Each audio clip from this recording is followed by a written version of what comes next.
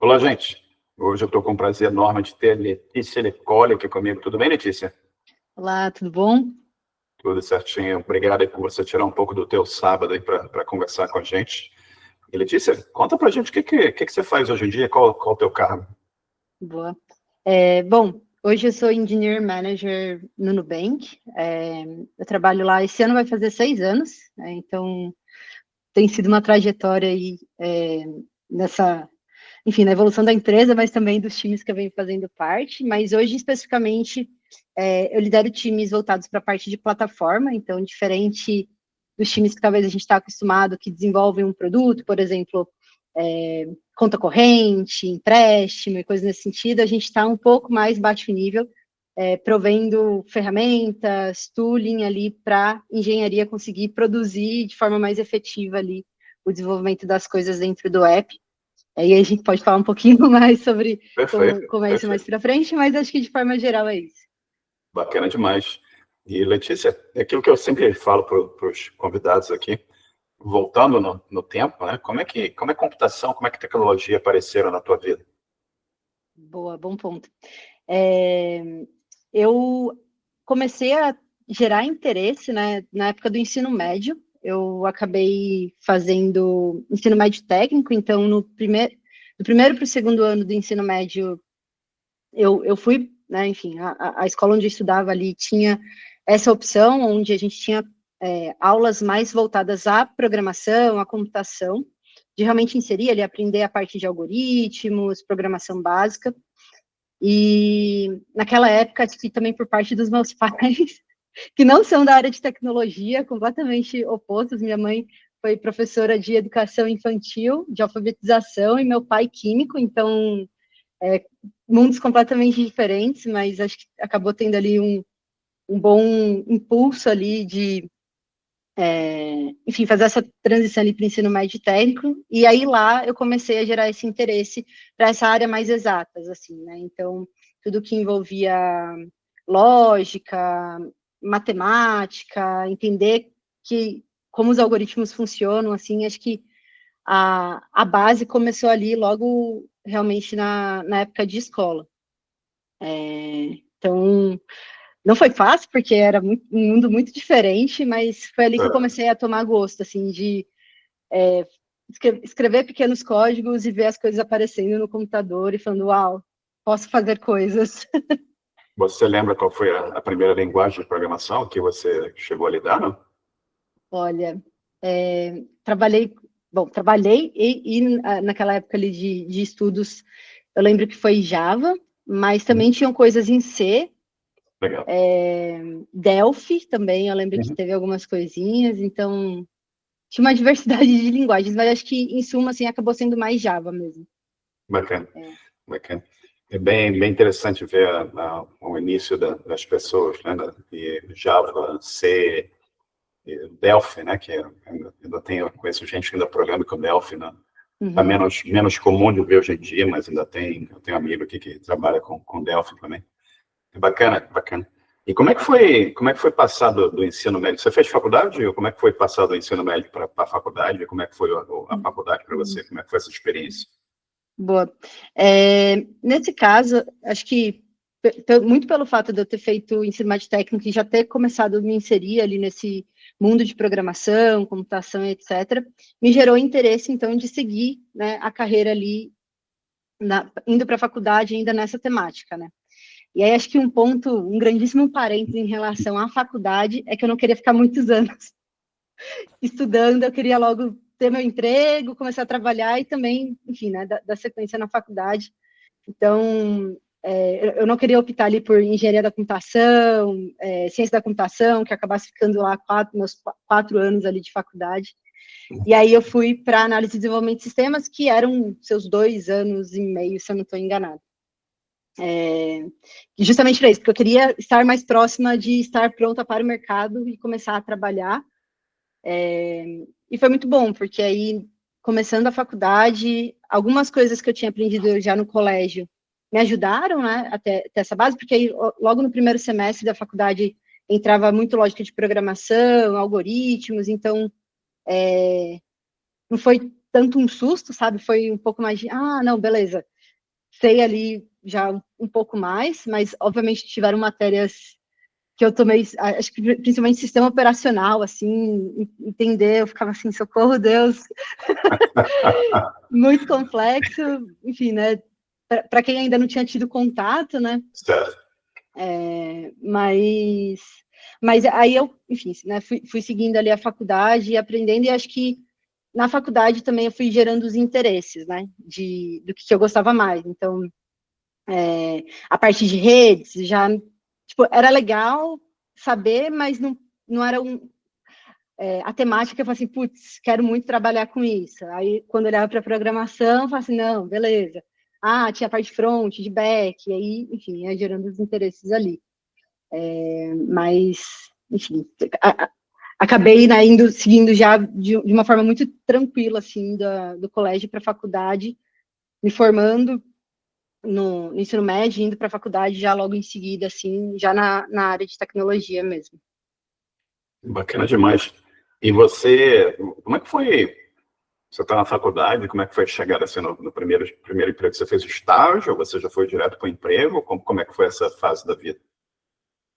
Um ponto muito interessante é que, como eu comentei, né, eu queria muito já começar a trabalhar assim que estivesse na faculdade, justamente também para poder pagar. Acabei fazendo faculdade particular, então também tinha que pagar a faculdade, né? Então eu falei assim, não, preciso conseguir me organizar aqui. Gerar dinheiro. Exatamente. E aí, na própria faculdade, eu tinha um dos professores que davam aula no primeiro semestre. Eu estou tentando lembrar o nome da matéria, acho que era escritório de projetos. Assim, era uma matéria um pouco mais, não digo subjetiva, mas era um momento ali para a gente conseguir pensar em projetos, de como a gente organizava ali as ideias e se planejava, né, para poder executar aquele projeto em si. Então, aqui logo de início a gente estava aprendendo gestão de projetos de uma forma um pouco mais simplista ali. Certo. E aí esse professor, ele tem, né, na verdade, ainda uma consultoria, e aí ele acabava vendo algumas pessoas ali da faculdade mesmo, que, enfim, ele entendia que talvez tivesse um fit com a empresa dele, e aí, enfim, eu tive a oportunidade de fazer a entrevista como estagiária, né, na época ali, para trabalhar nessa consultoria. Então, acabou sendo questão de, uns 5, 6 meses ali de faculdade, eu acabei já tendo essa oportunidade. E aí foi muito bom, porque aí realmente eu via o que era as coisas que eu aprendia na faculdade versus o que realmente era trabalhar Na prática. na prática, exatamente. E aí tentando conciliar as duas coisas ao mesmo tempo, né? E acho que só um parênteses também sobre isso, esse período ali, né, de conseguir conciliar, foi muito doido, porque eu vinha, então, né, do ensino médio que eu estudava meio período, às vezes eu acabava ficando o dia inteiro no colégio, para um cenário onde, detalhe, o colégio era perto de casa, para um cenário onde a faculdade era 2 horas de distância de casa, e aí eu comecei num trabalho que também era quase suas 2 horas de transporte público de distância, então eu ia para o estágio, do estágio ia para a faculdade, né, à noite, e aí voltava para casa, e aí era esse ciclo, então também ajustar isso na rotina foi aquela sensação de estou amadurecendo, né, responsabilidade de gente adulta, de criar essa rotina ali no início, foi puxado, assim, realmente de conseguir dar conta, estudar e evoluir no trabalho também, enfim. Né? E não é mole não, né? Você 2 horas para cá, 2 horas para lá, 2 horas para lá, e você tem que dormir por 2 horas só para conseguir equacionar tudo, né? E é bacana, a gente estava conversando aqui um pouco antes da entrevista, é bacana também ver como sempre na carreira das pessoas aparece alguém que abriu uma porta, como esse professor aí que te levou para um estágio, né? Mas e aí, como é que evoluiu esse estágio? Como é que evoluiu esse trabalho? Como é que a carreira foi evoluindo nessa parte?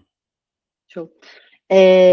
Então, lá foi onde eu acabei tendo realmente experiência em como era participar de um projeto, de aprender agilidade, então, entender sobre entregas pequenas, sobre definir objetivos, sobre ter contato com o cliente, né? Porque como era consultoria, então acabavam vindo os projetos e a gente tendo esse contato ali com o cliente para entender as demandas, e também a evolução de linguagem de linguagem de programação no sentido de, beleza, eu sei fazer meus projetinhos de faculdade versus preciso criar um CRUD e como é que eu vou salvar esses clientes, como eu vou listar esses clientes, como funciona realmente o banco de dados,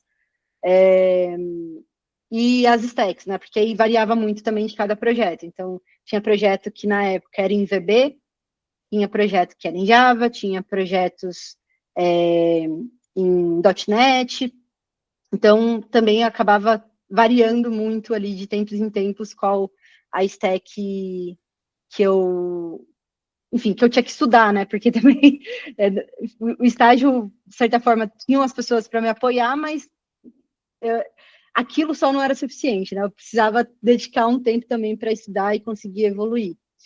E aí, nesse tempo, realmente foi onde acho que eu consegui criar uma boa base ali no sentido de entender como era trabalhar de fato na área de tecnologia e trabalhar em equipe, e ter as responsabilidades ali de entrega.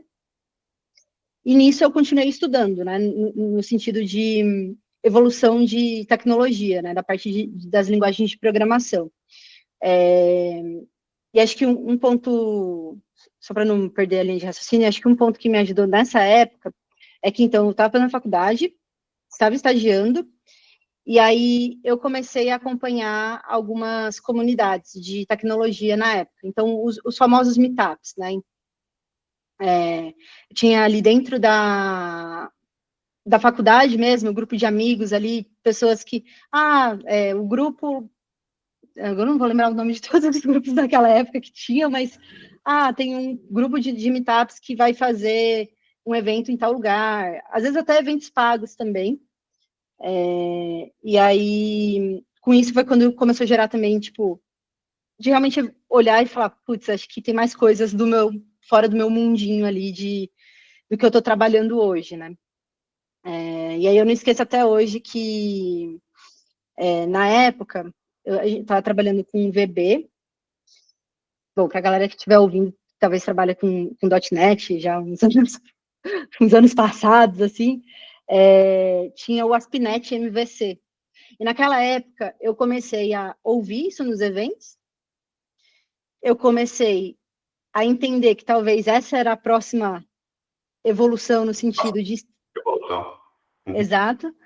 E aí eu falei, putz, aqui onde eu tô, talvez não tenha essa oportunidade, porque, né, depende muito dos projetos que apareciam, das stacks que a gente tinha que mexer, tinha muita coisa legada, enfim, né?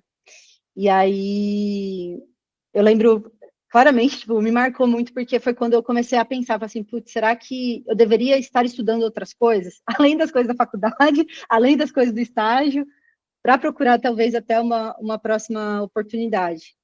E aí, depois de um tempo que eu estava estagiando, eu comecei a estudar quando dava, né?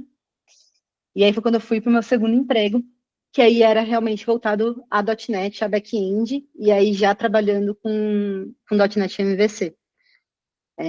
Então, aqui de forma geral, assim, já meio que me antecipando sobre pessoas que estão ouvindo aqui, estão no início de carreira, a participação em comunidades, em eventos de tecnologia, assim, se você tem a possibilidade de ir em eventos pagos, mas também tem tantos outros eventos, podcasts, coisas online ali, que a comunidade hoje provê, eu acho que é um bom norte, assim, de entendendo como é que está o cenário de tecnologia, assim, de tipo, putz, deveria estar indo mais para esse caminho, talvez tenha que preencher esse gap.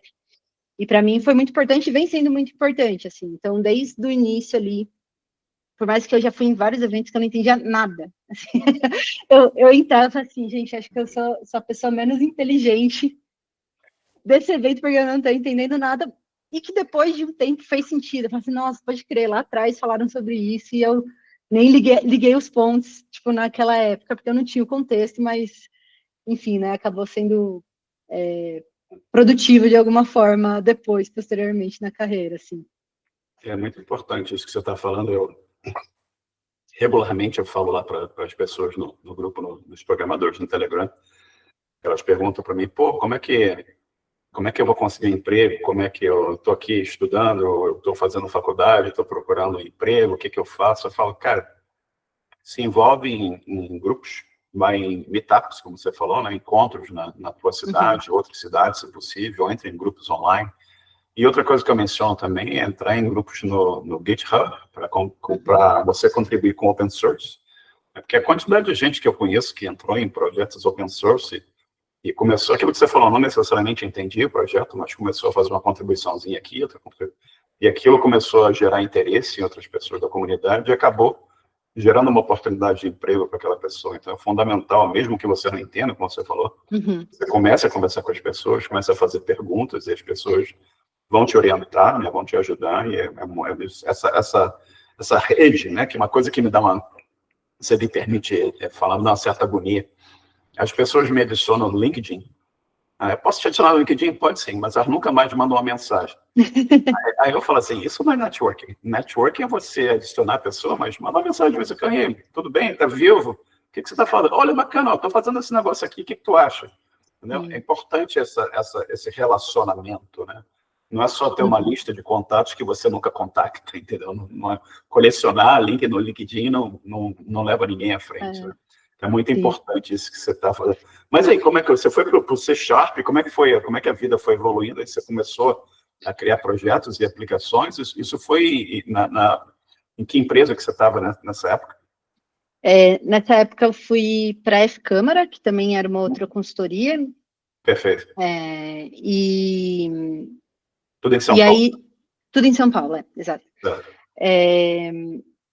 Mas aí lá, então, eu comecei a me especializar, digamos assim, já não era mais estágio, né? Então, comecei a me especializar, entre aspas, mais voltado para as stacks Microsoft, .NET, porque eram a maior parte dos projetos que apareciam ali. E, assim, mexi só com .NET lá, no fim das contas? Não, acabei também indo para outros projetos com outras stacks, mexendo com front-end também, aprendendo JavaScript e tudo mais. Mas nesse período que eu passei também por lá, foi onde eu comecei a trabalhar também em projetos que tinham escopos um pouco diferentes. Então, trabalhar no contexto de e-commerce. Então, como é que funciona, né, sair do cenário onde eu fazia CRUD, né, então, acho que só para deixar o parênteses aqui, CRUD, consegui fazer o cadastro, listagem, deleção básica ali de usuários, para um cenário onde a gente lida com compras, com estoque, com disponibilidade, isso enquanto fazia ainda a faculdade, então tem esse grande parênteses ali, mas me ajudava muito porque eu já estava comecei a pegar um certo nível de experiência ali já no meu trabalho que facilitavam algumas coisas já na faculdade, então para fazer alguns projetos, para, enfim, algumas matérias ali acabavam ficando muito mais conectadas ali do dia a dia do que eu vinha fazendo, né? Mas lá foi onde também eu tive a oportunidade, nessa consultoria, né, de trabalhar também com pessoas de outras áreas, né? Então, trabalhar com designers, trabalhar com pessoas que eram um foco só em front-end, de ter uma pessoa de produto, né, o famoso Product Owner, de estar ali participando de reuniões diretamente com o cliente, entendendo as necessidades, enfim, tentando negociar ali deadlines, coisas nesse sentido. E de fato, acho que, enfim, vocês vão ver, minha carreira ali se deu muito por trabalhar em consultoria, e acho que isso ajudou muito no quesito de você abrir seu leque sobre, né, experiências diferentes, stacks diferentes. Então, foi muito doido. Mas aí depois, né, eu tenho momentos de carreira, né? Então, até esse período ali que eu fiquei nessa consultoria, na F-Câmara, então eu estava muito nessa foco de desenvolvimento, programação, e aí chegou um determinado momento que eu comecei a repensar, será isso que eu queria?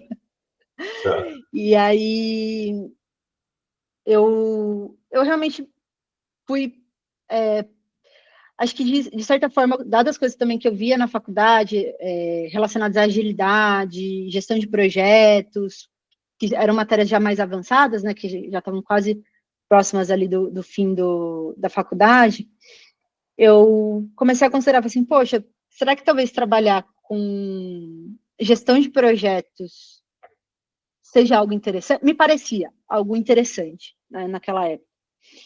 E aí eu falei, tô nova, talvez valha eu arriscar para ver se é algo que eu tenho interesse, Certo. né?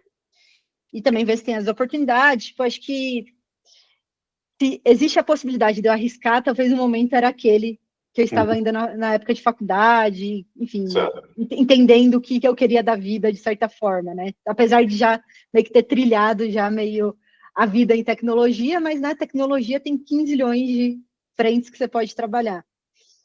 E aí foi quando eu me candidatei para uma vaga voltada para a parte de gestão de projetos, acho que, se não me engano, era coordenadora de projetos, algo assim, numa agência de publicidade, assim. E aí, o que eu achei massa é que a galera botou uma fé de que, mesmo sem experiência, talvez fosse uma oportunidade ali também para eu evoluir, enfim, aprender junto, construir essa carreira lá. E aí eu comecei, então, fiz essa transição de uma programadora para uma pessoa que trabalhava mais na gestão de projetos mesmo. Então, lidando direto com o cliente, fechando projetos mesmo, pensando como seria ali a alocação de pessoas, de quais pessoas precisariam, enfim. Certo. E lá foi uma experiência muito doida, porque trabalhar em agência de publicidade é quase caótica, as coisas são todas para ontem, né? Tem timing, né, de quando vai lançar uma campanha, por exemplo, e coisas Certo. nesse sentido. Mas lá, realmente, acho que foi quando eu evolui muito as minhas soft skills. Então, apesar de como programadora, eu, na consultoria, ter me exposto, né, a lidar com cliente, coisa nesse sentido, é diferente, né? O tipo de relação que você precisa ter quando você está liderando algo assim. E eu acho que foi muito bom para o meu background, e depois, né, consequentemente, para as minhas experiências posteriores, ter tido essa oportunidade de trabalhar com projetos, assim. Legal demais.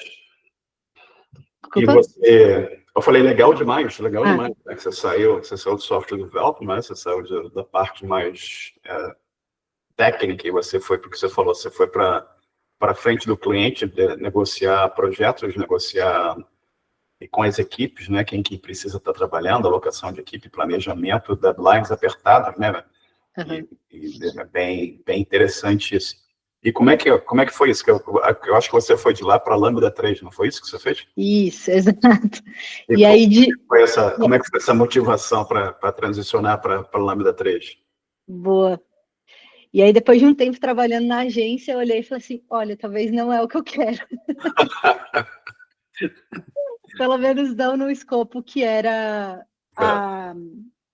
o ritmo, né, de Claro, agência, claro. talvez para mim não fez sentido, não teve tanto fit ali.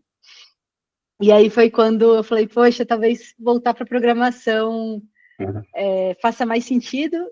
E aí, hoje, né, acho que até agora compartilhando com você, no fim das contas, parece muito aquela carreira em pêndulo, né? E talvez naquela época eu nem me desse conta disso, que eu estava, talvez, com essa vertente, né? Então, da pessoa que trabalha com lideranças, né? Management, etc. E aí, um momento, ela volta para ser individual contributor na sua frente. Então, basicamente, eu estava exercendo isso, minha carreira em pêndulo, de ir para, né, voltar ali para o ponto ali de programação. Mas um ponto que eu achei interessante, que assim, que acho que vale ressaltar da Lambda, né, que eu fiquei bastante tempo lá também, é que eu queria trabalhar com programação, mas eu queria trabalhar com pessoas que já na comunidade que eu acompanhava, nos eventos, as palestras, eu tivesse referências, né?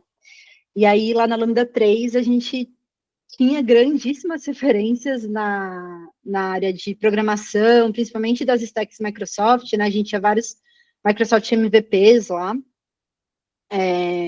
E aí, eu falei, poxa, acho que tinha oportunidade, eu falei assim, vou arriscar para ver, por mais que eu tivesse ficado um tempo de distância de programação, obviamente não desaprendi, né? Então, fiz o processo lá, passei, e também consultoria, como eu disse, né, meu leque em consultorias, ele acabou sendo grande, mas lá na Lambda também, meu foco por grande parte ali do tempo que eu passei por lá foi voltada a .NET.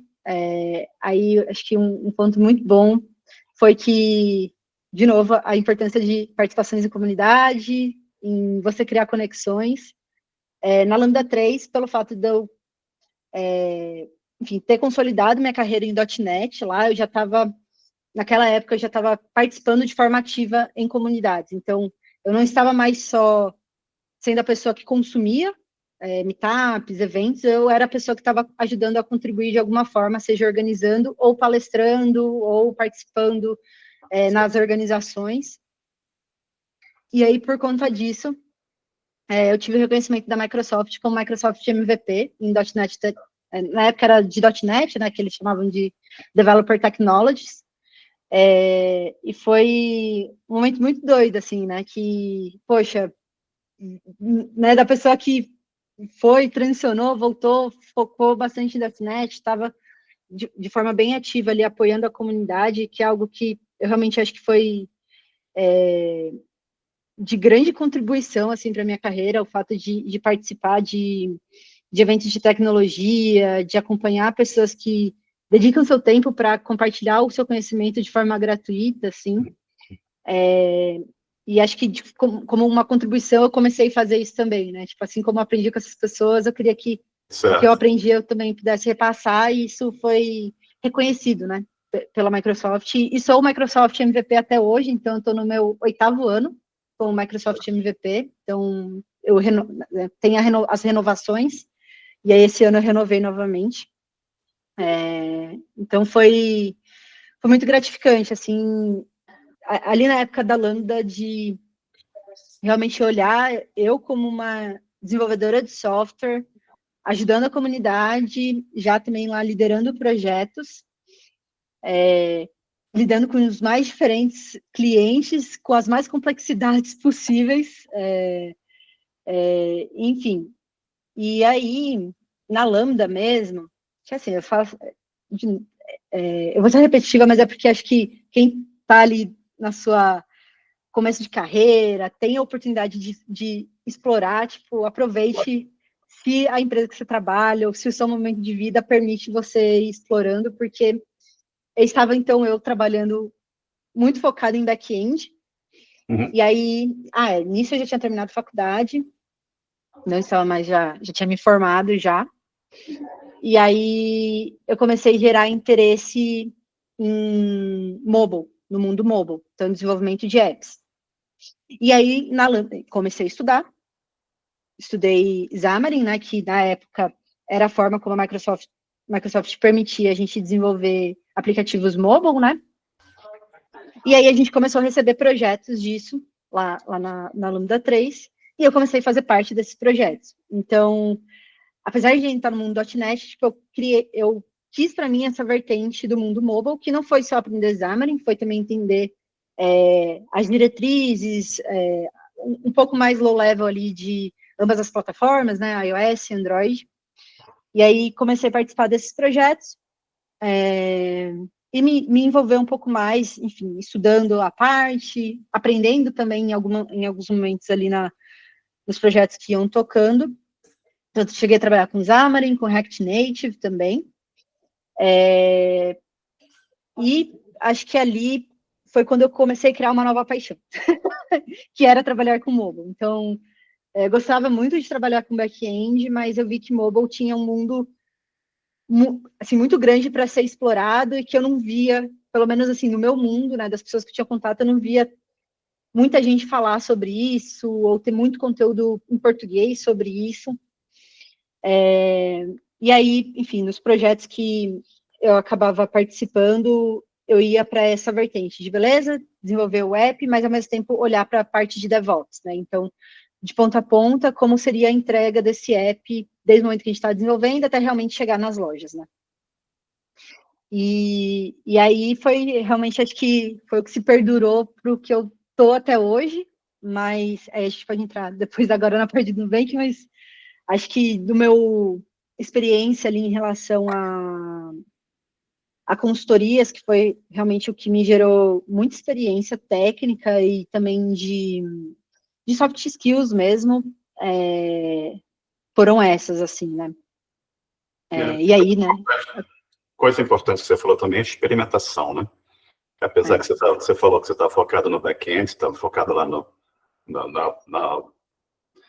nas coisas de .NET, Microsoft, mas você começou a se interessar por mobile e você começou a ter exposição ao ferramental associado a mobile, né? E eu sempre acho assim, fascinante que, eventualmente, isso aí vai te levar para Nubank, né? Mas eu vou te perguntar agora, como é que apareceu o Nubank na vida? Como é que você está lá na Lambda 3, você está trabalhando com seus projetos de consultoria, você está lá desenvolvendo e se aprimorando cada vez mais em plataformas mobile, em aplicações mobile, né? E apareceu no Nubank. Como é que apareceu no Nubank na vida? Como é que surgiu isso aí? Boa. Eu fiquei na Lambda por 4 anos, se eu não me engano. E aí, quando eu estava ali próxima de completar esses 4 anos, né, eu já estava liderando ali projetos de mobile, já nas consultorias, focando para a parte de DevOps mobile. Então, como os clientes tinham ferramentas para acompanhar crashes, de ter a pipeline realmente de build, release ali funcionando de uma forma sustentável. E eu palestrava muito sobre isso na época também, sobre essa vertente ali de DevOps Mobile. E aí, por coincidência, talvez, o Nubank tinha aberto uma vaga na época eles chamaram de Mobile Release Engineer, algo assim, mas era uma vaga de Mobile Engineer voltado para mexer com a parte de DevOps. Então, CI/CD. E aí foi quando eu olhei e falei assim, nossa, que momento, né? Que coincidência de eu estar muito interessada nas temáticas e ser algo que eu realmente me aprofundo, quero ser especialista nisso e eles estarem com essa vaga. E aí eu falei, vou arriscar, né? Fazer o processo e com aquele frio na barriga, porque na época, né? A gente está falando ali de 2019, mais ou menos. Era tipo, uau, Nubank, acho que sonho de muitas pessoas, né? Ingressar e ouvir que o processo era complexo. Assim, o processo realmente ele tem muitas etapas. Eu lembro que eu passei, na época a gente fazia as entrevistas presenciais, né? Teve um dia que eu fiquei o dia inteiro lá fazendo entrevistas, assim. Então, eu fiz entrevista de arquitetura até de back-end, fiz de arquitetura mobile, fiz pair programming lá na hora com o pessoal. Então, foi uma experiência muito boa, assim, de dessa entrevista, que foi o dia inteiro lá com a galera, passando suas 4, 5 horas ali em etapas diferentes no mesmo dia, assim. Mas eu lembro que naquela época, para mim, quando eu estava no processo, eu coloquei na minha cabeça que, poxa, tudo bem se eu não passar, porque eu vou ter tido a experiência de como foi participar do processo, né? E acho que esse é um ponto muito bom, porque às vezes é importante você entender como as empresas elas avaliam, né? Então, às vezes não quer dizer que necessariamente você não tenha a capacidade de trabalhar naquela empresa, mas talvez no processo você não conseguiu demonstrar o que a empresa esperava de forma específica, né? Então, a gente tem casos de empresas, de grandes big techs que olham, por exemplo, para foco em lead code. Então, talvez você seja uma excelente pessoa engenheira, mas se você não estudou lead code, vai ser muito difícil conseguir passar sem ter estudado, né? Enfim, dedicado ali um tempo muito específico para isso, por mais completa que a sua experiência seja, né? Então, eu acho que participar de processos, né, de entrevistas assim de empresas de tecnologia, acho que ajudam para você ir também entendendo o que às vezes a empresa espera, o que talvez te falta realmente estudar, ganhar background e tudo mais.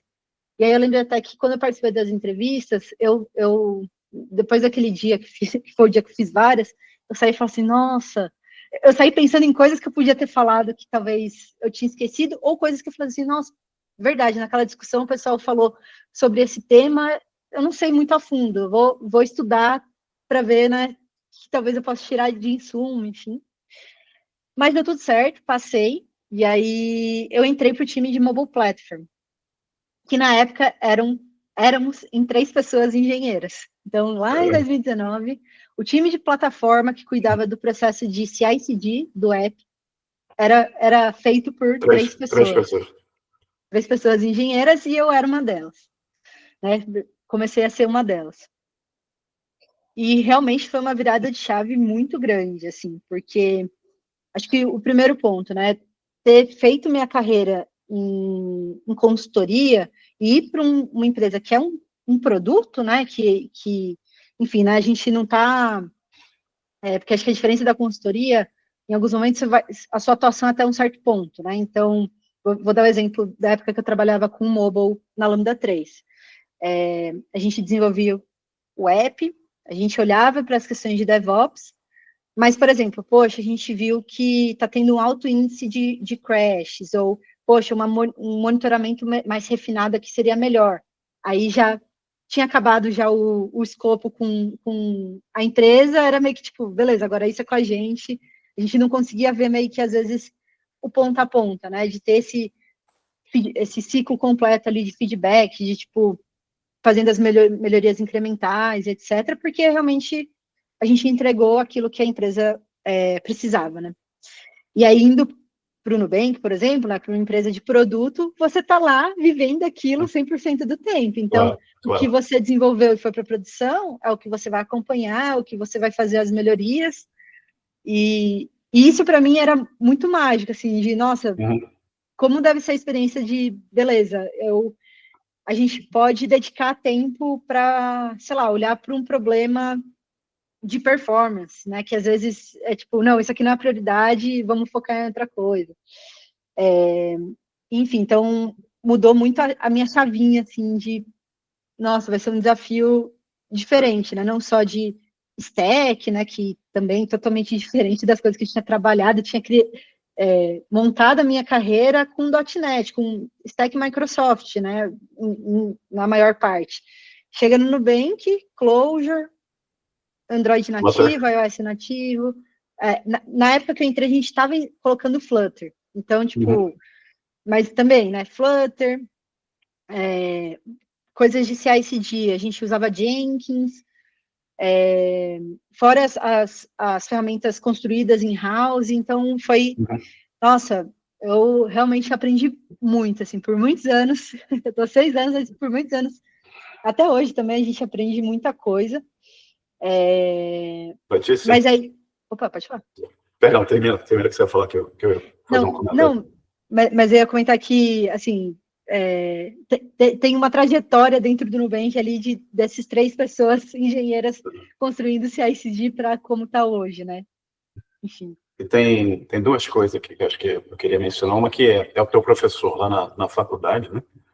Aquela primeira pessoa lá que falou assim, pô, essa pessoa aqui que está estudando aqui comigo, acho que poderia ser uma estagiária, que abriu uma porta aqui que abriu um horizonte enorme na tua vida, né? E você certamente deve pensar nesse momento assim como um divisor de águas, né? Como a gente essa expressão que a gente usa. E outra coisa que eu acho que você mencionou aqui, né, da experimentação, mas também a coisa de apareceu a vaga, você fala assim, pode dar certo, pode não dar certo, mas se você não tentasse, você jamais teria sabido o que teria acontecido, né? Eu acho que muitas pessoas, às vezes, elas olham as oportunidades e falam assim, pô, isso é Nubank, é complicado, vai ser difícil, ela já não segue, não tenta, né? Eu acho que o não você já tem. Se você não tentar, você não vai saber o que teria acontecido, né? Então, acho que é sempre importante reforçar isso para as pessoas. Eu tento falar isso para a pessoa, tenta, não existe a certeza absoluta de nada, né? Você não sabe o o que está o que é a necessidade, e como é que você vai, e vai que dá certo, né? Vai que dá certo. Deu certo. Aí você entrou num caminho aí bacana, uma empresa bacana, com um crescimento absurdo nos últimos anos aí. E como é que tem sido a tua evolução? Eu sei que você entrou nessa área, mas você evoluiu para Lead Software Engineer, né? Você foi para Engineering Tech Manager, acho que é onde você está hoje como Engineering Manager, né? Exato. E como é que foi? Conta um pouco para a gente essa evolução da carreira nesses... Acho que você já está quase 6 anos na Nubank, não é isso? Isso, exato. Desde quando eu entrei no Nubank, eu trabalho dentro do escopo de mobile platform, né? A diferença é que no começo éramos em 3 pessoas engenheiras, hoje somos mais de 70 pessoas, completando uma business. Então, temos alguns bons times dentro desse escopo, né? Então, mobile platform não mais é o time que cuidava só de CI/CD e apagava incêndio. E agora a gente tem várias frentes, né? Então, a gente tem desde times voltados para a parte de CI/CD, né, que a gente chama de App Tools, que cuida de todo o processo, desde do momento que a engenharia abre um pull request no repositório até o momento que aquela alteração vai para a release, né, vai para a loja. A gente tem times que olham para a parte de infra do app, né, que é onde eu lidero hoje. Então, hoje eu estou com essa frente onde a gente olha para a parte de performance do app. Então, realmente, eu fazendo a retrospectiva da Letícia, que olhava para a construção de CI/CD, para hoje falar que a gente está olhando para performance, acho que se eu falasse isso anos atrás, eu ia falar assim, não, improvável. Mas hoje, eu lidero um time onde a gente olha para as questões de performance do app, né? Em que sentido? Por exemplo, o tempo em que hoje o nosso cliente leva entre clicar no ícone, ou clicar numa push notification, ou num deep link, né, que, sei lá, recebeu um e-mail que redireciona para o app, até o momento que a gente carrega a home. Então, é um cenário muito específico, né, mas a gente entende que quanto mais smoothness, estabilidade, tempo de resposta, né, ele for menor, a gente está melhorando a experiência dos nossos clientes ali no dia a dia. Então, hoje a gente está com essa frente bem focada em realmente redução de app startup, de olhar para a performance do app como um todo, e também olhando, né, como eu comentei, a parte de app infra components, então tudo que engloba a fundação do app. Então, desde HTTP, storage, app state, então coisas que são de uso comum em todo o app, né? Então, por exemplo, a gente tem os nossos HTTP clients, né, as nossas libs. Como a gente garante que isso, né, que essa lib ela está performática para todas as features que a gente tem no app, né? Todas as requests que a gente tem no app. Então, precisa ter um time, né, dado o tamanho que hoje é o app, de quantidade de funcionalidades que a gente tem, de olhar para esses componentes específicos e garantir que a arquitetura, que a resiliência desses componentes estão funcionando de uma forma ok, né? Então, hoje, minha vertente realmente é bem low level, assim, de olhar para as questões mais específicas, mas eu brinco que em mobile platform, pelo tempo que eu passei literalmente por todos os times que foram sendo criados ao longo do tempo, né? Então, vou voltar um pouco lá no começo.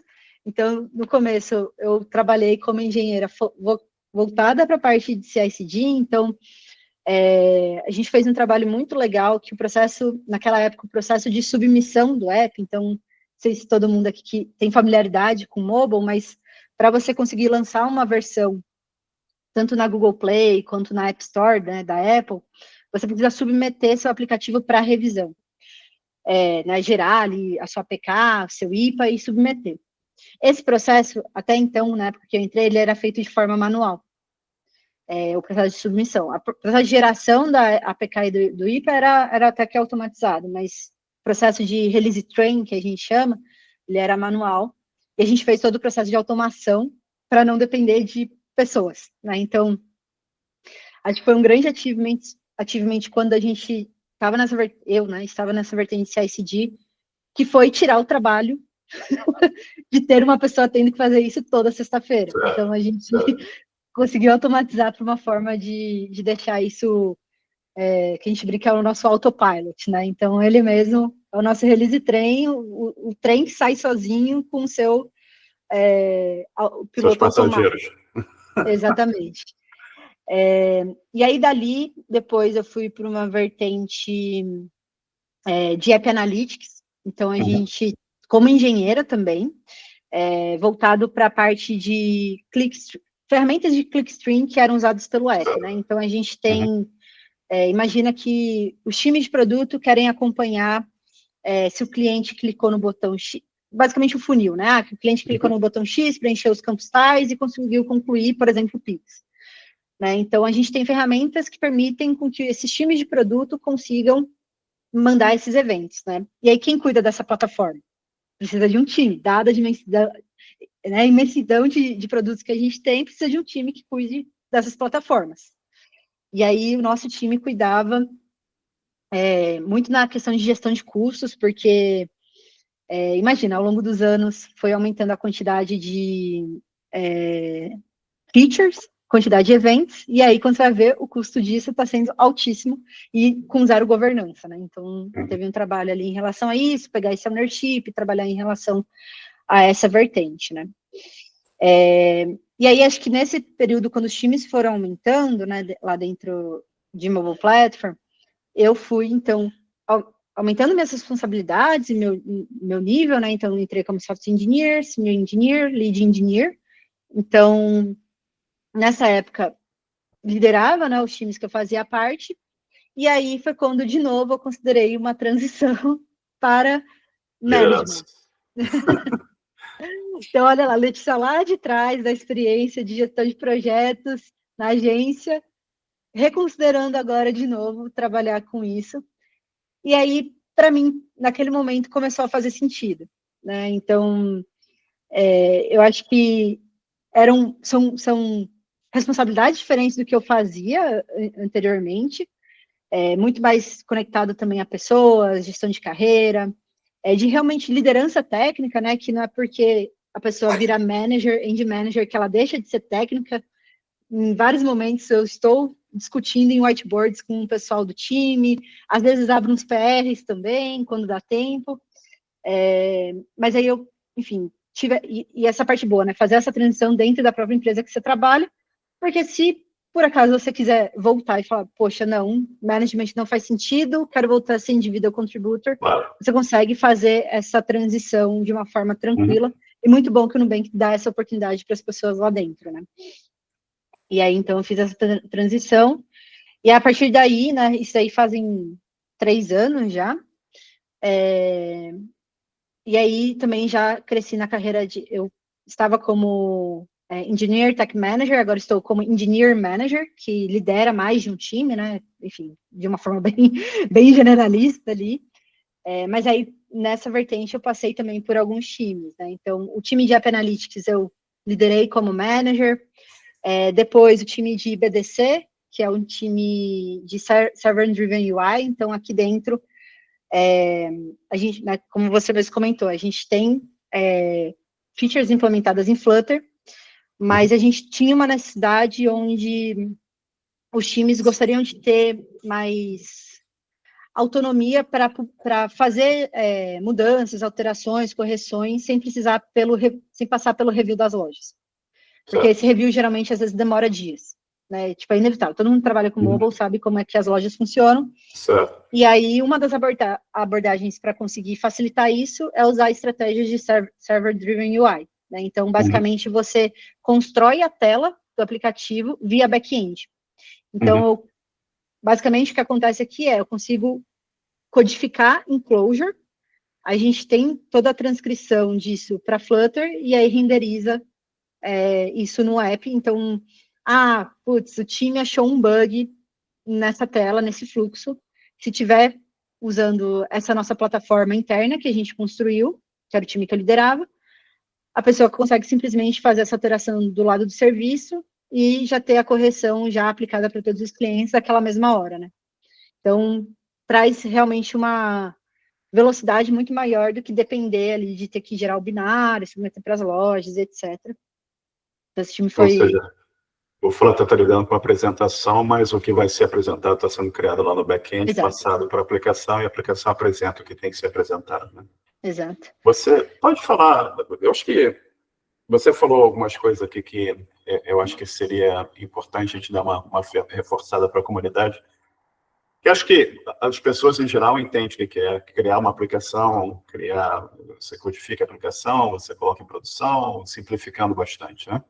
Mas você falou sobre latência, né? Que é aquela descrição que você fez do tempo de resposta, tentar otimizar isso para ter uma experiência melhor para o usuário. E você falou brevemente também sobre análise de crash, né? Dá um problema qualquer na aplicação. Você pode falar um pouquinho sobre a instrumentação das aplicações e observabilidade, que seria... São temas que eu acho que poucos entendem, que você precisa ter código na aplicação para te determinar, opa, esse negócio quebrou aqui, o que quebrou? O que eu estava fazendo quando quebrou?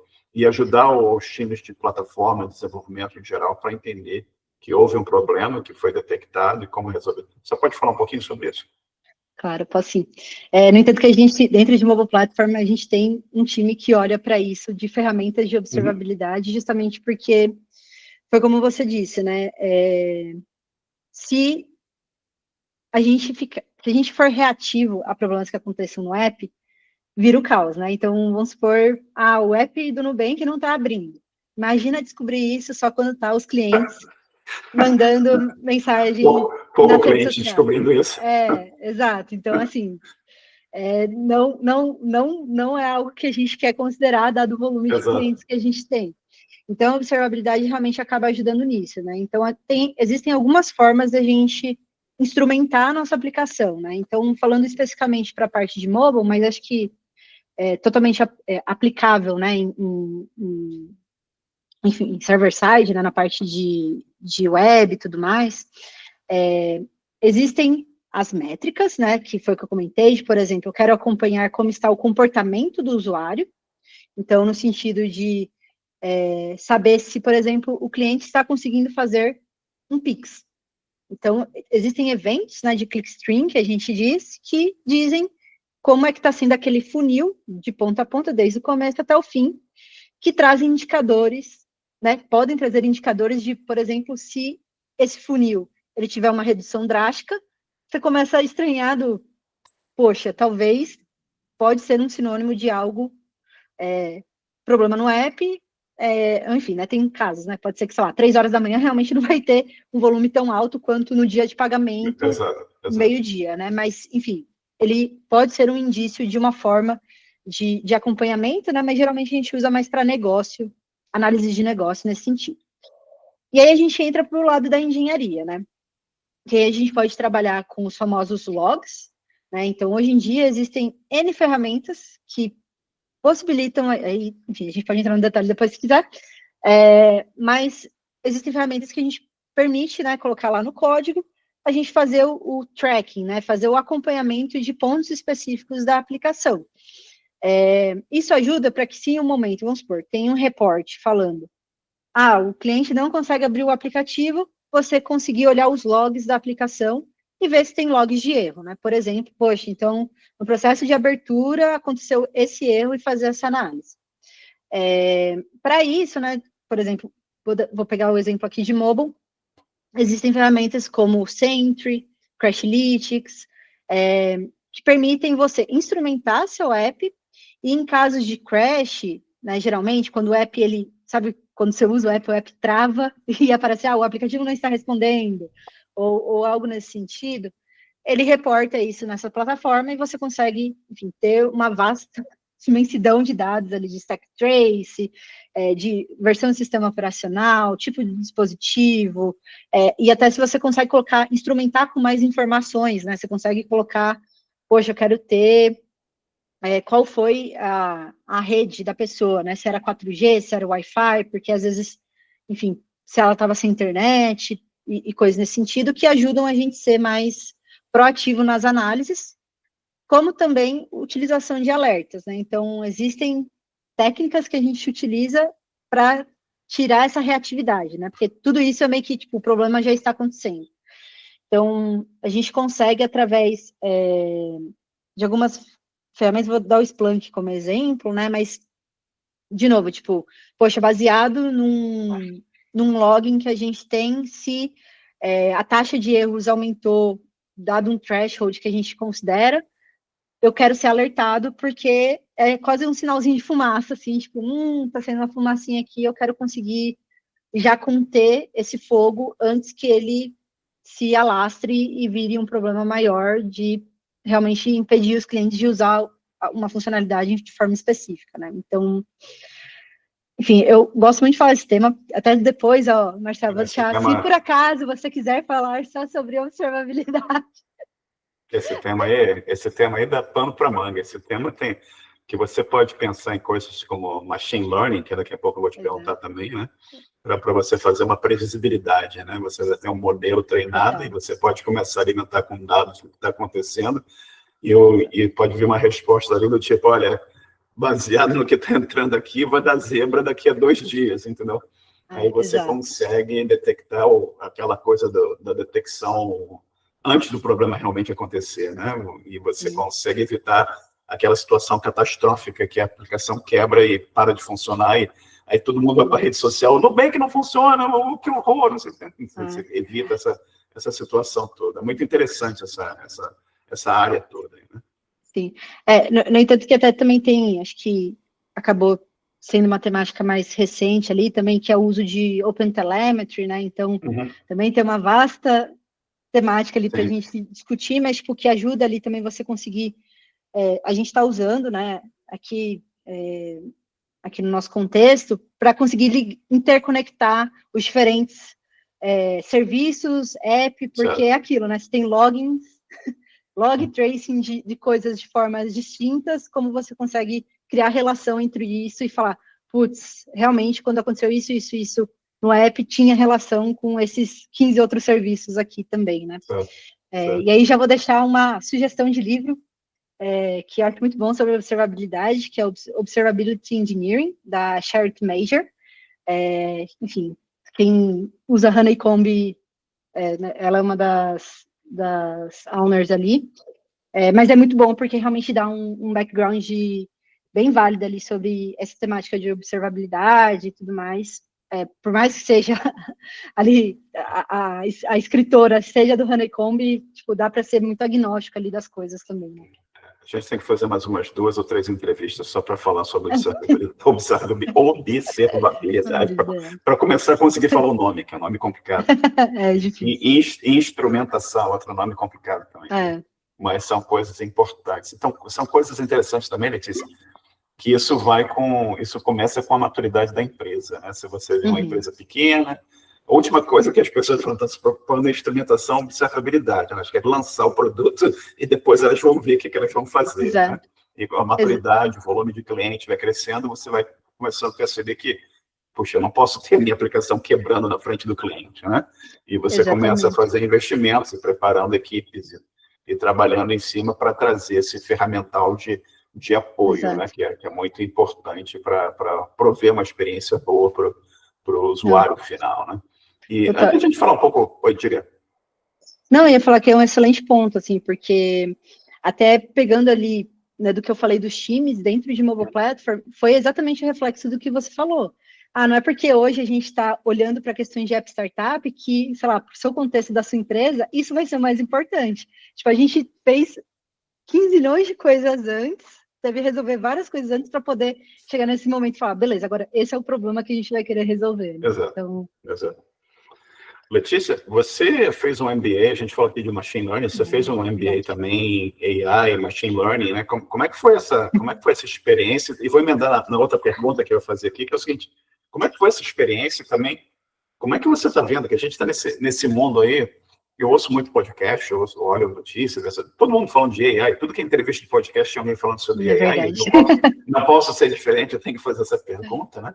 Como é que foi a tua experiência do MBA nessa área e como é que você está vendo o impacto da AI no trabalho que você faz e na área de engenharia de software em geral? E como é que você vê a evolução disso como ferramenta e oportunidade para a comunidade? Não, boa. O MBA eu fiz lá em 2019, então, quem dirá eu imaginar o boom que seria exato nesse momento, mas realmente foi voltado a AI e Machine Learning. E eu lembro que, de novo, Letícia experimentando coisas, queria trabalhar com isso? Não.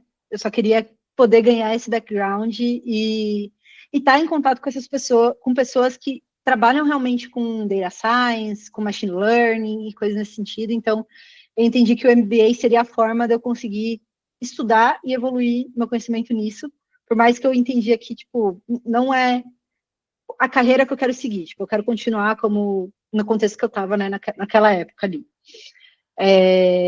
Mas na época o MBA foi muito interessante, porque logo no primeiro semestre eu já estava sofrendo com estatística. Porque, óbvio, como eu comentei, a Letícia lá no começo da faculdade, que quis fazer a faculdade que, né, de 2 anos e meio, ela não teve um background de estatística, que geralmente quando você faz, sei lá, ciência da computação, você tem estatística 1, 2, sei lá. E aí eu lembro que eu tive que correr muito atrás. Porque, obviamente, as pessoas que estavam ali comigo, no MBA, elas já ou trabalhavam com isso, ou já tinham um breve contexto. Eu lembro que, nossa, foram boas noites ali, tendo a sensação de época de faculdade, de estudar para poder estar mais próximo da minha turma mesmo, né? Mas foi muito bom ali para conseguir aumentar meu conhecimento sobre o uso de machine learning, sobre que nem sempre era que a gente fala muito, uso de AI.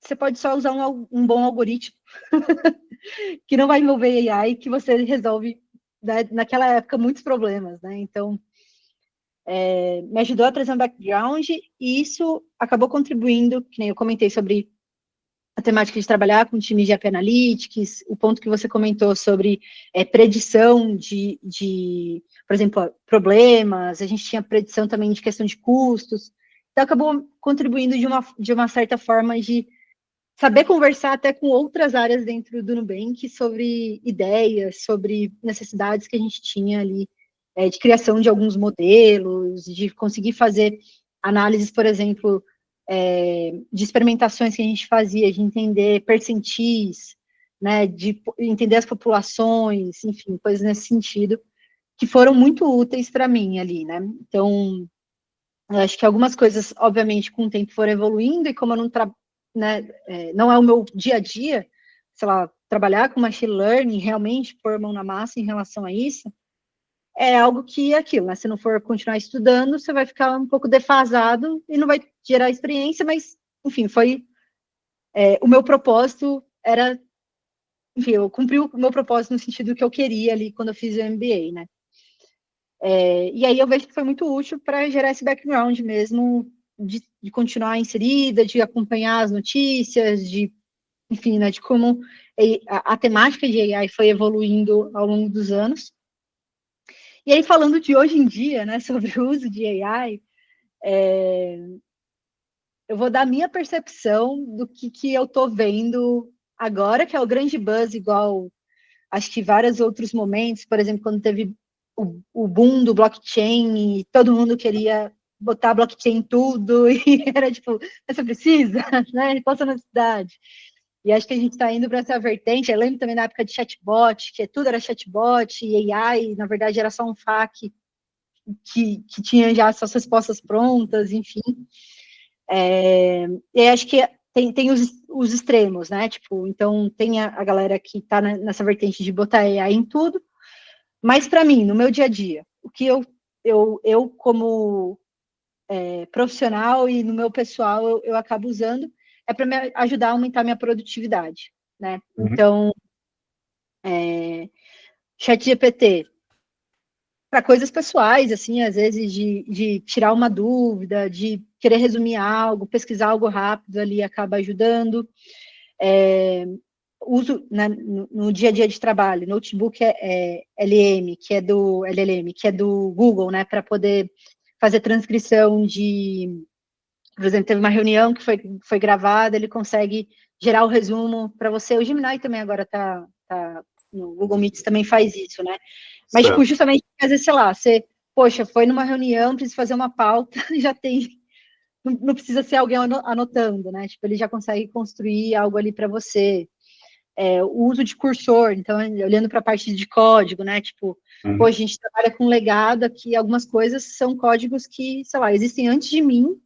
Às vezes, né, como eu falei, a gente mexe com performance, mexe com códigos que não são tocados faz muito tempo, e às vezes a gente não tem o contexto suficiente, então o cursor ajuda a criar esse entendimento, mas tudo, na minha visão, é o uso moderado de você conseguir, beleza, vai te ajudar, mas você ainda precisa ter o crivo humano de olhar para aquilo e falar, ok, isso realmente faz sentido. Por quê? Uhum.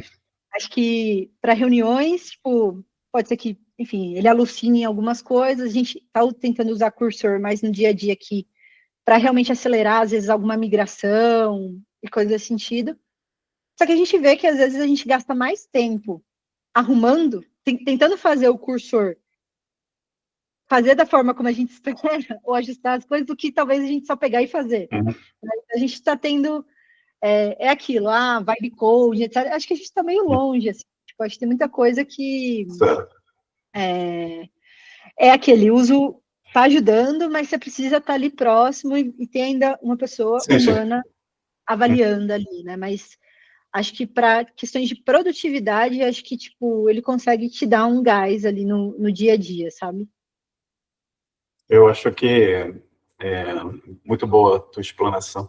Só para a nossa audiência entender, o Cursor, ele é um IDE, né? Que o IDE, para quem não sabe, é uma espécie de um editor de código, né? Com várias, assim, várias funcionalidades que auxiliam para você criar programas.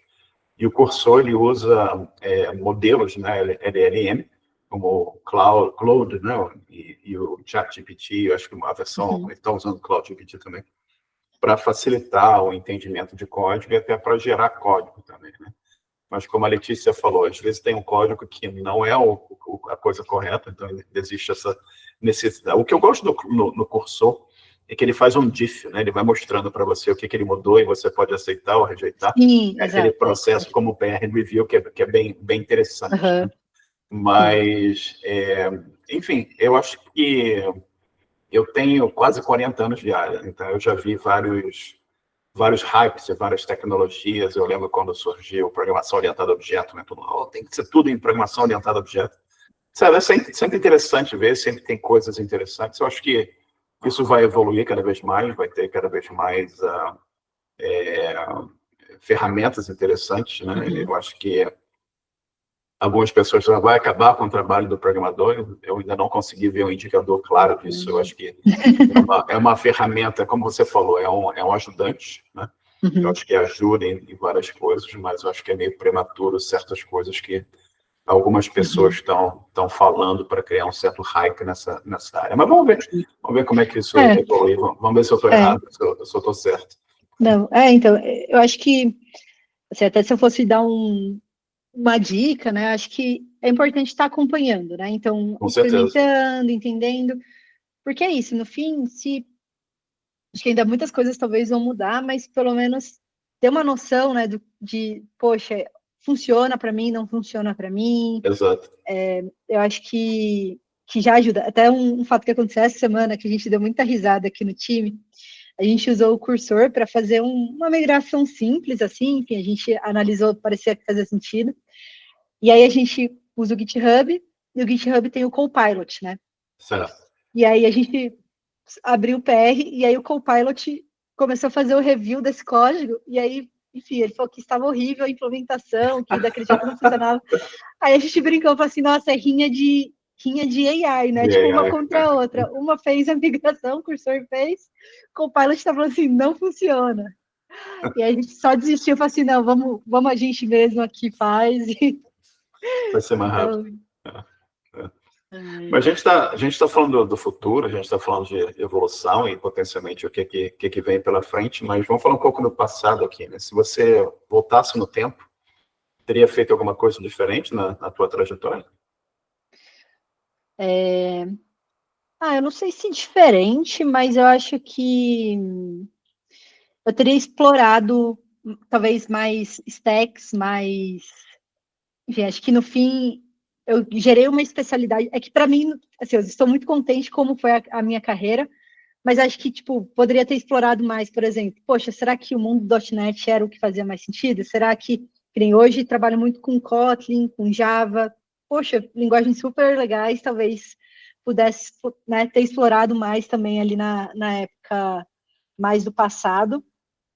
Então, não sei, assim, talvez teria explorado de novo, não é para gerar FOMO, de meu Deus, eu preciso saber tudo, né? Enfim, ter que estudar tudo, mas acho que é aquilo.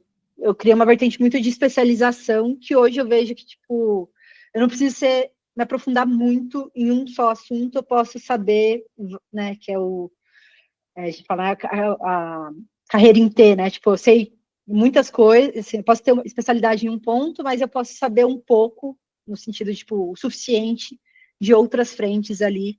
Eu acho que isso pode agregar bastante na carreira. Agregou, porque na consultoria, no fim, acabei tendo essa oportunidade, mas acho que, às vezes, estudar outras stacks, assim, acaba até gerando outras visões, né? Você comentou da programação orientada a objeto.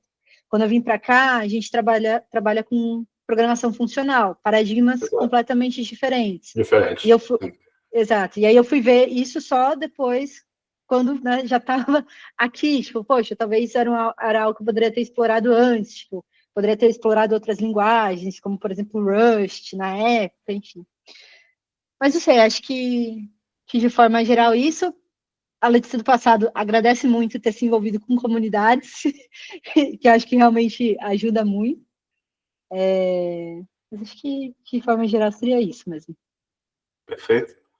E o que você, além de dizer para se envolver com comunidades, o que mais que você recomendaria para o pessoal que está começando, né? Como eu te falei lá, as pessoas têm as mais diversas perguntas, né? Se a tecnologia é para eles ou não é, se programar deve ser para eles ou não, se a AI vai terminar com tudo, não vai ter mais emprego.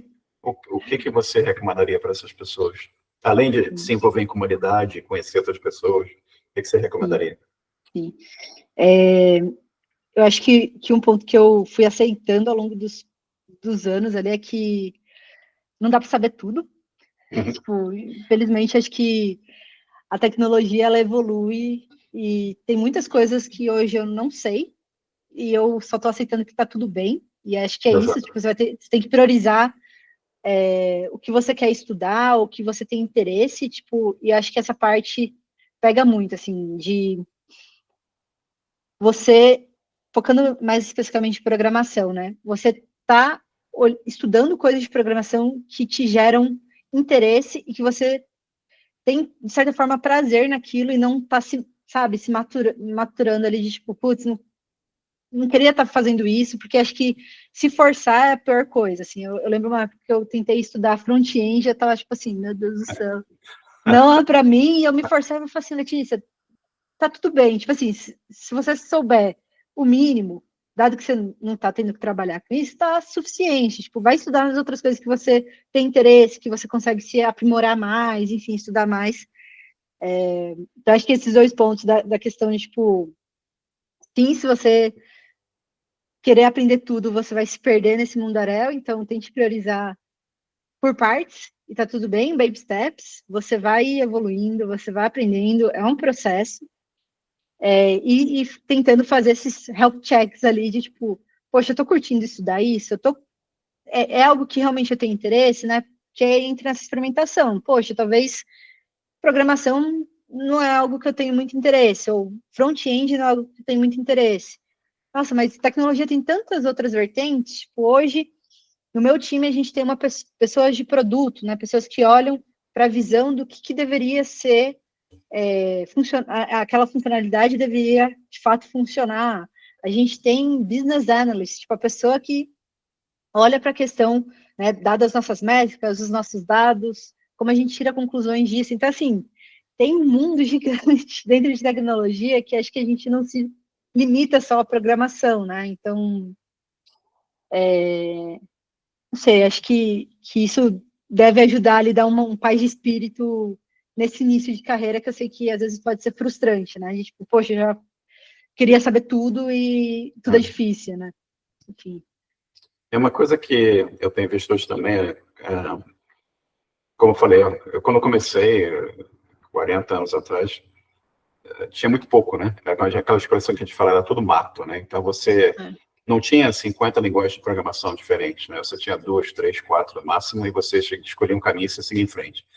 Eu percebo nas pessoas uma grande dificuldade, tem tanta informação disponível hoje, que as pessoas têm muita dificuldade em entender por onde é que elas começam, como é que o fio do novelo, como é que eles vão puxando para seguir em frente, entendeu? Então, acho que o que eu sempre recomendo é começar da fundação, dos fundamentos, e tentar entender, e a partir daí você vai construindo a casa. Não tenta construir o telhado primeiro, você vai começando por baixo e vai colocando o telhado depois. Mas é difícil, é bem difícil. Acho que as pessoas precisam perceber também que não é fácil, né?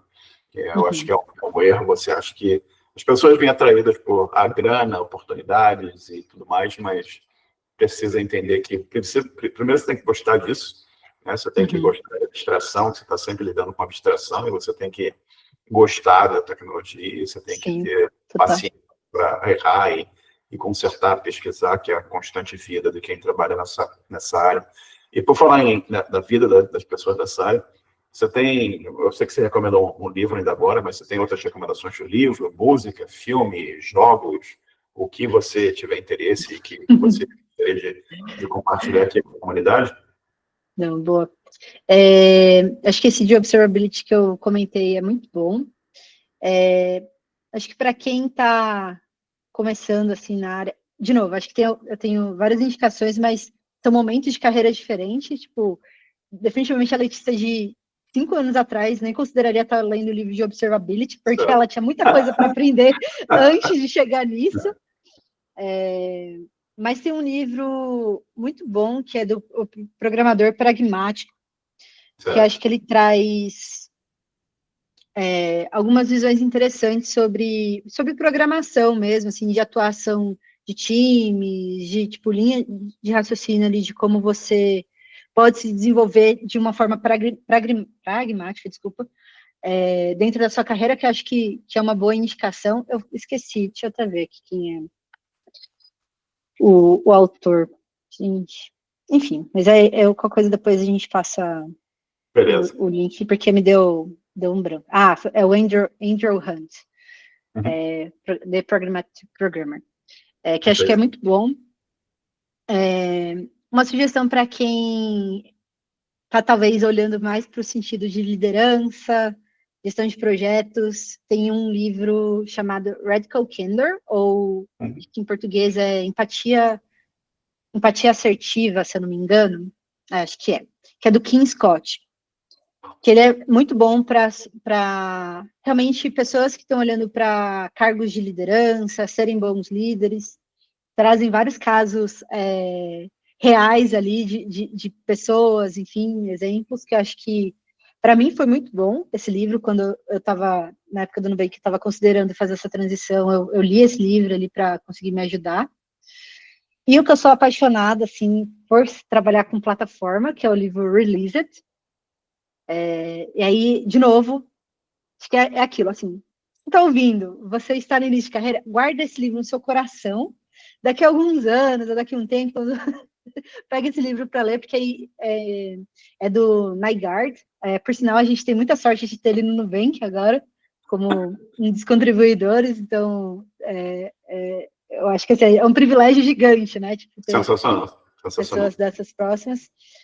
Mas esse livro olha muito para as questões de resiliência, escalabilidade, de projetos realmente que acabam em cenários mais escaláveis, né? Tipo, de ter muitos customers, muitos acessos, um alto volume ali. Que acho que para quem quer ir, talvez, para essa vertente mais de times de plataforma, né? Do que talvez de produto, acho que é quase tipo assim, onboarding, leia esse livro, porque realmente vai ser bem útil nesse contexto, assim, de trazer casos bem, bem interessantes. Mas é isso. Não sei, de cabeça acho que não tô lembrando mais nenhum. Enfim, depois se eu lembrar também, qualquer coisa eu passo e aí a gente põe na descrição. Eu coloco lá no canal. Letícia, você mencionou em vários momentos aqui a comunidade, a importância de comunidade. Fala um pouquinho sobre todo o trabalho que você faz também, né? Que você tem lá o High Five Devs, você contribui para o Women Tech Makers, você tem contribuição para um monte de campo, ajuda um monte de gente também. Conta um pouquinho para a gente sobre esse trabalho, a importância desse trabalho, e conta também um pouquinho, especialmente sobre o Women Tech Makers, a importância desses trabalhos para aumentar a diversidade na comunidade em geral, nessa área de tecnologia, que eu acredito que, com o tempo, a diversidade tem melhorado, mas eu acho que a gente ainda está muito longe de ter o nível de universidade, o nível de oportunidades abertos para pessoas de outras camadas sociais também, coisas que a gente precisa ajudar, né? Como é que conta um pouco sobre esse trabalho que você faz, sobre essas organizações que você ajuda, por favor? Boa. O High Five Devs, ele é uma comunidade que existe já faz alguns anos já, então, basicamente foi um grupo de pessoas desenvolvedoras que, na verdade, agora são todos amigos. Perfeito. Uns anos juntos, né? Mas a gente organiza meetups, né? Então, a gente era um pouco mais ativo no presencial alguns anos atrás, assim, antes da pandemia, né? A gente fazia muito encontro presencial, né? Eventos gratuitos, no fim de noite ali, fim de tarde, para falar sobre as demais diversas temáticas para quem quisesse palestrar, que acho que esse era um outro ponto, a gente queria incentivar pessoas que quisessem começar a contribuir para a comunidade ter o espaço, né? Porque às vezes é meio difícil, do tipo, poxa, eu queria começar a contribuir um pouco do meu conhecimento, mas não sei por onde eu começo, né? Então, também ter contato para isso também é bom, né? Então, a gente conseguia oferecer o espaço, mentoria mesmo, a gente apoiava ali a pessoa nessa primeira palestra, desde o momento de montar a palestra, de treinar, etc. E aí, depois a gente passou mais para o online, também de fazer algumas lives, às vezes fazer live do cafezinho, de tipo, a gente pegar de manhã, fazer uma live e falar sobre coisas, sei lá, que a gente estava estudando, de problemas que a gente teve, no sentido de, tipo, de tecnologia mesmo, sabe, meio que dia a dia, porque acho que, às vezes, quando a gente vê as pessoas palestrando, fala assim, nossa, a pessoa no dia a dia sabe tudo, e aí a gente vai pegando, de fato, no dia a dia, tipo, meu Deus, que 3 horas tentando entender esse bug aqui, e não faço ideia por onde eu vou, né, então era muito legal que enfim, a gente tem que voltar a fazer essas lives, porque acho que trazia muito desse dia a dia, de tipo, tá Certo. tudo bem, acontece com todo mundo, tipo, não tem um mundo perfeito, as pessoas travam, as pessoas às vezes não sabem, né, resolver algumas coisas, e acho que é importante compartilhar isso. Então, Revive Devs, enfim, essa comunidade que eu ajudo na organização, enfim, também participo. E aí o Women Tech Makers, né, que ele é um programa que a Microsoft, desculpa, não, que o Google apoia, né, ele tem as embaixadoras, né, então são mulheres que contribuem para a comunidade técnica mesmo, né, nos mais diversos temáticas, desde programação, design, enfim, por aí vai. E é um projeto muito legal, porque você vê, realmente, eles têm o site que você consegue ver todas as embaixadoras, e são muitas mulheres muito competentes, apoiando o mundo, né? Enfim, não é só algo no Brasil, é global, apoiando ali, compartilhando seu conhecimento de mais diversas formas, né? Desde palestras, podcasts, lives, workshops, mentorias. E eu gosto muito de fazer parte porque aumentou a minha rede também de contato, até de outras stacks, outras vertentes, e até de organização, né? A desse ano eu não participei, mas a gente tem um evento anual do Women Tech Makers, que é um evento sobre tecnologia, então, para mulheres, né?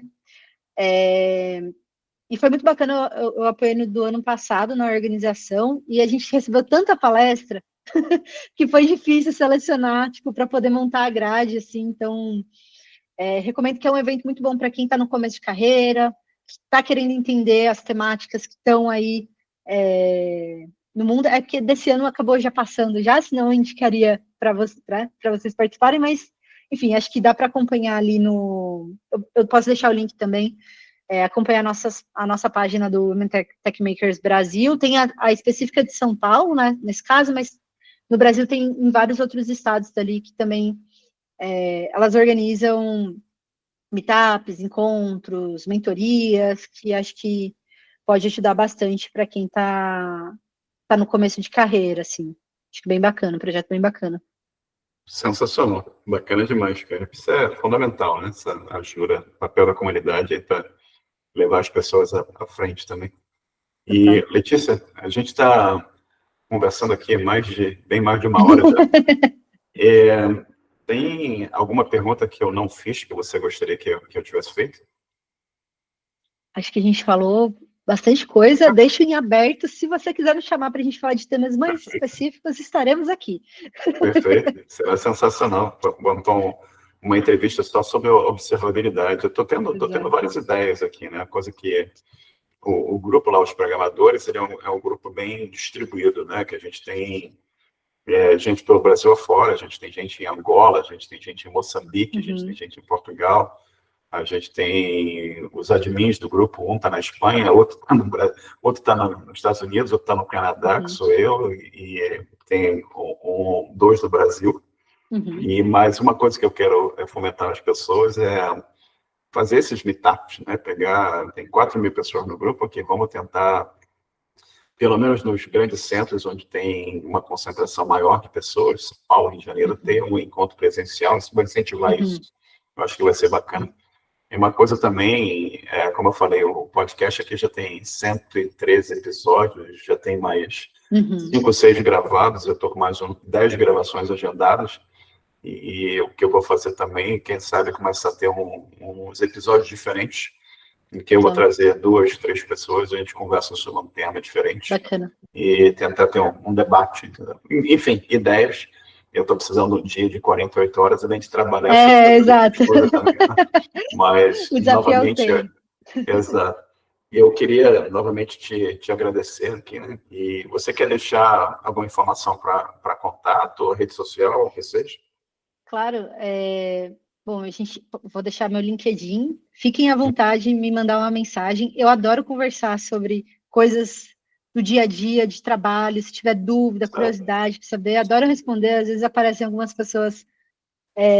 Foi igual que você falou, né? Não só adiciona, mas tipo, cria realmente a conexão. Assim, adoro falar sobre carreira, coisas, enfim, que funcionaram, não funcionaram.